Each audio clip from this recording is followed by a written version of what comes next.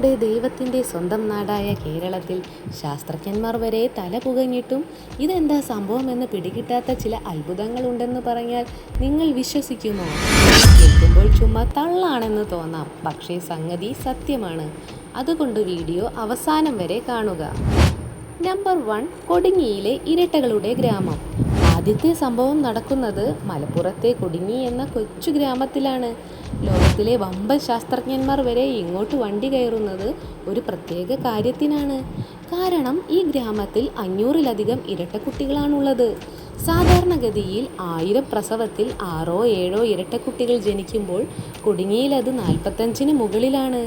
അവിടെയുള്ള സ്കൂളിലെ മാഷുമാരുടെ അവസ്ഥയൊന്ന് ആലോചിച്ച് നോക്കിക്കേ. ഒരാൾ തല്ലുണ്ടാക്കിയാൽ ഏതവനാ അടിച്ചതെന്ന് പോലും തിരിച്ചറിയാൻ പറ്റില്ല.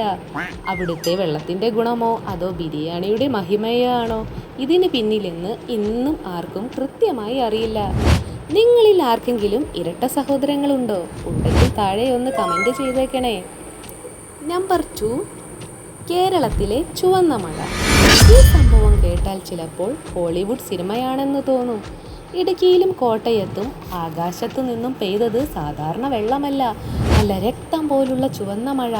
അന്ന് നാട്ടുകാർ വിചാരിച്ചു അന്യഗ്രഹ ജീവികൾ ഭൂമിയിലേക്ക് വരാൻ വേണ്ടി റെഡ് കാർപ്പറ്റ് വിരിച്ചതാണെന്ന്.